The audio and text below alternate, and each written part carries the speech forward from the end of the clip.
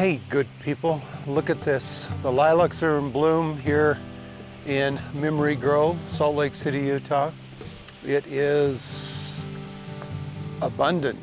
I just look at the size of bloom on a single stem. It is one of my favorite blooming shrubs. I get asked so frequently, when is the right time to prune? And people are typically asking me that question about trees, thinking there is a right time to prune trees and completely overlooking the fact that on trees, really not so much, but on shrubs, absolutely.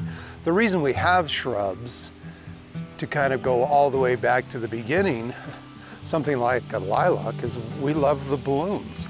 And so pruning is not so much about the health or longevity of the shrub as it is promoting more blooms. So as soon as this lilac or any blooming shrub is done, you want to come in and prune off that seed head.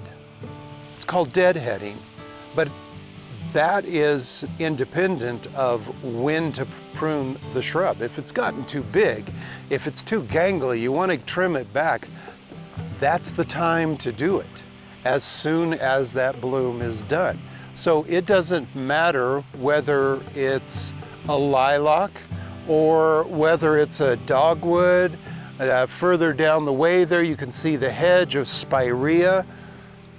The time to prune a blooming shrub is right after it's done blooming. And by right after, I mean within the first couple of weeks. Don't just sit around waiting for that last blossom to drop. You've got a little bit of time, but within the first couple of weeks, and I'll tell you why, is because the very next thing that the shrub is going to do is it's going to put a lot of energy into those seeds. And then as the new growth starts, the blossoms for next year are going to be on that new growth. So if I wait to prune my lilac, for example, till mid-September or October, I'm probably going to prune off most of the blossoms for the following year because I'm pruning back the new growth.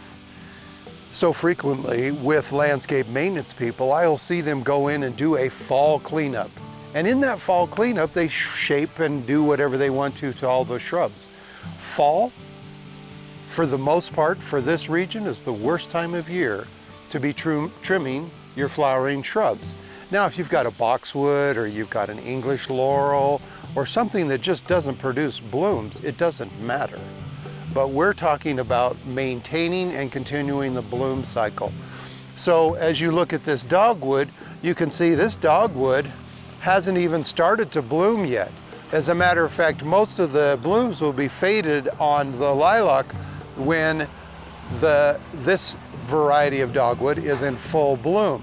So prune them at different time. Again, the hedge of spirea behind me, you prune it at a different time to maintain a healthy bloom cycle.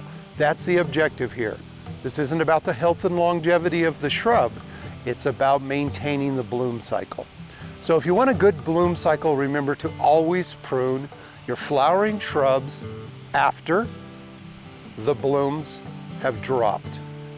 That couple week window, don't wait, or you're going to be cutting off the blooms for the following season.